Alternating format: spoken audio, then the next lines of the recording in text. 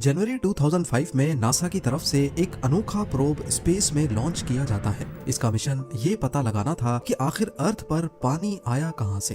Deep impact नामी ये probe 27 crore kilometre travel करने के बाद एक कॉमेट के करीब पहुंचता है और इसी कॉमेट में छुपे थे कई ऐसे राज जिन्हें पिछली कई सदियों से ढूंढा जा रहा था। एस्ट्रोनॉमर्स का मानना है कि अर्थ को इस मकाम तक पहुंचने में करीब 3 करोड़ साल लगे थे। उस वक्त अर्थ का टेम्परेचर 5000 डिग्री सेल्सियस के करीब था, यानी अगर इस पॉइंट पे यहाँ कोई लिविंग ऑर्गेनिज्म आ भी गया तो ये सेकंड से भी कम टाइम में भाप बनकर खत्म हो जाएगा। अर्थ में जिंदगी के आसार सिर्फ तभी उभर पाएंगे जब इसका टेम्परेचर गिरेगा, लेकिन जब तक ये ठंडा होता इसे अपनी एग्जिस्टेंस के लिए अभी सबसे बड़े खतरे का सामना करना था, सोलर स्टॉर्म। जी हाँ, सूरज से निकलने वाली शुआएं जब भी किसी प्लेनेट में दाखिल होती हैं तो वो उसके एटमॉस्फेयर को काफी नुकसान पहुंचाती हैं। यही सोलर स्टॉर्म्स दूसरे प्लेनेट्स में भी आते हैं और इसकी वजह से यहाँ जिंदगी का बढ़ना मुमकिन नहीं होता। ज्यादा दूर जाने की जरूरत नहीं, मार्स जो अर्थ का पड़ोसी प्लेनेट है वहाँ पर सोलर स्टॉर्म्स ने जिंदगी के चांसेस को खत्म कर दिया है। पर इन्हीं सोलर स्टॉर्म्स का अर्थ ने मुकाबला कैसे किया, इसका सीक्रेट छुपा है अर्थ के कोर में। जब मॉलिक्यूलर क्लाउड में अर्थ बनना शुरू हुआ तो इसका टेम्परेचर काफी बढ़ गया। इस टेम्परेचर ने अर्थ को एक फायर बॉल बना दिया। पत्थर पिघल गए और उनमें मौजूद आयरन और निकल भी। अब क्योंकि आयरन और निकल का वजन काफी ज्यादा होता है तो वो अर्थ के कोर में गिरना शुरू हो गए। जियोफिजिसिस्ट्स का मानना है कि जब भी मोल्टन आयरन को गोल घुमाया जाए तो वो अपने गिर्द एक मैग्नेटिक फील्ड बना देता है। अब क्योंकि अर्थ के कोर में मोल्टन आयरन की क्वांटिटी ज्यादा है तभी वो एक मैग्नेटिक फील्ड जनरेट करता है और स्पेस में ये मैग्नेटिक फील्ड का असर जहां तक रहता है इसे मैग्नेटोस्फीयर कहते हैं। नॉर्मली ये मैग्नेटिक फील्ड अर्थ की वो साइड जो सूरज को फेस कर रही है उसमें 3,70,000 किलोमीटर तक फैली हुई है, यानी लगभग जितना दूर चांद है। और जो साइड सूरज को फेस नहीं कर रही उसमें अर्थ की मैग्नेटिक फील्ड लाखों किलोमीटर्स तक फैल जाती है। यही वजह है कि सूरज से निकलने वाली रेडिएशंस को मैग्नेटिक फील्ड रोक देती है। नॉर्थ और साउथ पोल पे ये मैग्नेटिक फील्ड कम है तो यहाँ पर ये रेडिएशन एटमॉस्फेयर में दाखिल होकर पार्टिकल्स के साथ मिलकर अरोरा इफेक्ट पैदा करती है, जिन्हें हम नॉर्दर्न और सदर्न लाइट्स भी कहते हैं। लेकिन ये रेडिएशंस इतनी कम है कि इसका कोई नुकसान नहीं होता। नया अर्थ जिसने सोलर स्टॉर्म्स का मुकाबला तो कर लिया पर अभी भी ये जिंदगी के लिए परफेक्ट नहीं था। अर्थ को एक और मुश्किल तरीन मरहले से भी गुजरना था, एक प्लेनेट कोलिजन। इसका हम इंसानों को पता कैसे चला, इसके लिए हमें 1960s में जाना होगा। अमेरिका ने कई अपोलो मिशंस प्लान किए और एस्ट्रोनॉट्स को रिसर्च के लिए चांद पर भेजा। पहले ये माना जाता था कि चांद अर्थ का ही टुकड़ा है जो किसी वजह से अर्थ से अलग हो गया।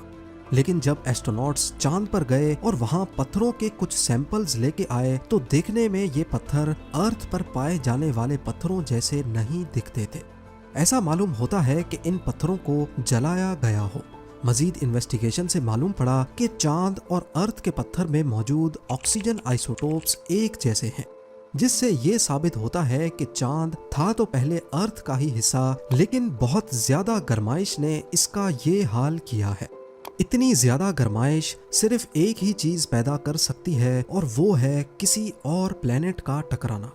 जब अर्थ आहिस्ता आहिस्ता ठंडा हो रहा था उस वक्त एक दूसरा प्लेनेट अर्थ की तरफ बढ़ने लगा। ये प्लेनेट करीब मार्स की साइज जितना बड़ा था और इसको थिया का नाम दिया गया है। जब थिया अर्थ से टकराया तो बहुत सारी एनर्जी रिलीज हुई। अर्थ और थिया के जलते हुए टुकड़े आसमान में फैल गए और आखिरकार अर्थ को ऑर्बिट करने लगे। अर्थ को ऑर्बिट करते ये टुकड़े अगले हजारों सालों तक उसी तरीके से एक दूसरे से जुड़ते गए जैसे मॉलिक्यूलर क्लाउड में पार्टिकल्स जुड़े थे और यूं जन्म हुआ चांद का। पहले चांद अर्थ के काफी करीब था। एक्सपर्ट्स का कहना है कि अभी जितना हमें चांद दिखता है पहले ये 15 टाइम्स ज्यादा बड़ा था, लेकिन आहिस्ता आहिस्ता करीब 1.5 इंचेस पर ईयर के हिसाब से ये अर्थ से दूर हो रहा है।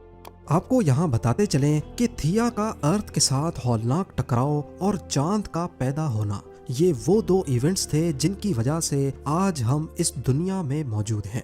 साइंटिस्ट्स का मानना है कि ये दो इवेंट्स अगर नहीं होते तो शायद अर्थ पर कभी जिंदगी आ ही नहीं पाती। पर आखिर कैसे? जब मार्स के साइज जितना प्लेनेट अर्थ से टकराया तो इसने अर्थ को एक साइड पे झुका दिया, इसको थोड़ा सा टिल्ट कर दिया। अर्थ जो पहले अपने एक्सिस पे ही रोटेट कर रहा था, अब ये 23.5 डिग्रीज के एंगल पे टिल्ट हो गया और इस टिल्ट ने अर्थ को दिए मुख्तलिफ किस्म के मौसम। जैसा कि आप जानते हैं कि जमीन की एक फुल रोटेशन एक दिन को जाहिर करती है और सूरज के गिर्द एक पूरा चक्कर एक साल को। अब क्योंकि अर्थ 23.5 डिग्रीज पे झुका हुआ है तो साल के वो महीने जब नॉर्दर्न हेमिस्फेयर सूरज से ज्यादा करीब होता है तब यहाँ गर्मियों का सीजन होता है और सर्दियों में यही हिस्सा सूरज से दूर हो जाता है। इस टिल्ट की वजह से अर्थ के सरफेस पर पूरा साल एक जैसी गर्माइश नहीं पड़ती और ना ही एक जैसी ठंड। इन बदलते मौसम की वजह से हमें मुख्तलिफ फ्रूट्स और सब्जियां खाने को मिलती हैं। साल भर मुख्तलिफ रंग देखे जा सकते हैं और मूनसून में बारिश के साइकिल की वजह से पीने का साफ पानी रिवर्स के जरिए मिलता है। इसके अलावा चांद के बनने की वजह से समंदरी लहरें भी बनती हैं। ये लहरें समंदरी मखलूक के लिए न्यूट्रिएंट्स फराहम करती हैं, क्योंकि अगर ये लहरें ना होती तो समंदर में न्यूट्रिएंट्स सिर्फ चंद स्पॉट्स पे ही रहते।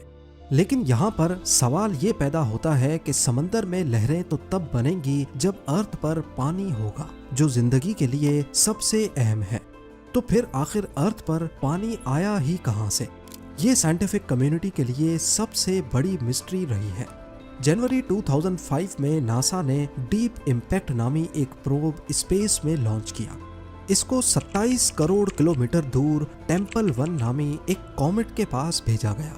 इस प्रोब के आगे 350 किलो का कॉपर इम्पैक्टर लगाया गया जिसे टेम्पल 1 से जाकर टकराना था। 4 जुलाई 2005 को ये इम्पैक्टर 38,000 किलोमीटर्स पर आवर की स्पीड से टेम्पल 1 कॉमेट से जा टकराया और उसने एक बहुत बड़ा क्रेटर बना दिया। इस इम्पैक्ट को डीप इम्पैक्ट प्रोब पे लगे रेडियो टेलीस्कोप्स की मदद से कैप्चर किया गया और इस टेलीस्कोप ने जो कुछ दिखाया वो वाकई काफी हैरान कुन था।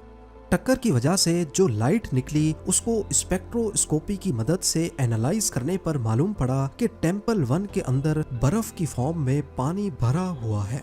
अब ये तो साबित हो गया कि सूरज से बहुत दूर एस्ट्रॉयड बेल्ट में मौजूद कॉमेट्स के अंदर पानी मौजूद है। लेकिन आखिर ये कॉमेट्स अपना ऑर्बिट छोड़कर अर्थ तक आए कैसे, और वो भी करोड़ों की तादाद में। एक्सपर्ट्स का मानना है कि ये काम हमारे सोलर सिस्टम में मौजूद सबसे बड़ा प्लेनेट ही कर सकता है, जुपिटर।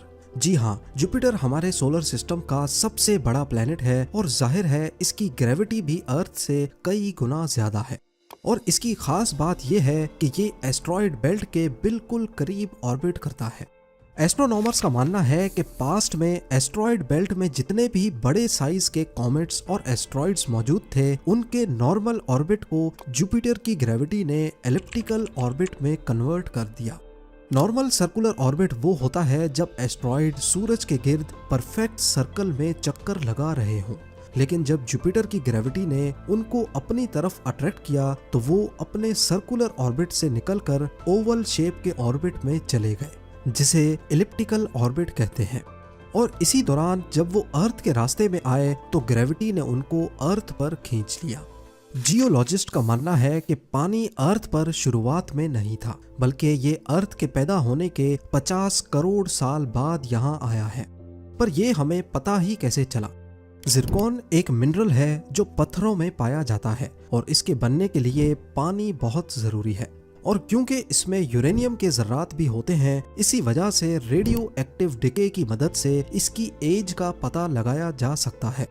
अभी तक अर्थ पे मौजूद जितने भी जिरकॉन के सैंपल्स की एज निकाली गई है, उससे मालूम होता है कि वो 4 अरब साल पहले बने थे, यानी अर्थ पैदा होने के 50 करोड़ साल बाद। मॉलिक्यूलर क्लाउड से अर्थ की पैदाइश, मार्स जितने बड़े थिया का टकराना, अर्थ का टिल्ट होना और चांद की वजह से समंदर में लहरें पैदा होना, करोड़ों किलोमीटर्स दूर जुपिटर की वजह से अर्थ को पानी मिलना, जिंदगी के आसार बेहतर होते दिखाई देते हैं। यहाँ तक अर्थ का टेम्परेचर काफी हद तक गिर चुका था, करीब 100 डिग्री सेल्सियस तक। लेकिन जिंदगी के लिए सबसे अहम चीज अभी भी अर्थ में नहीं थी, ऑक्सीजन। तो अब आप मुझे कमेंट सेक्शन में बताएं कि अर्थ के एटमॉस्फेयर में ऑक्सीजन कैसे आया।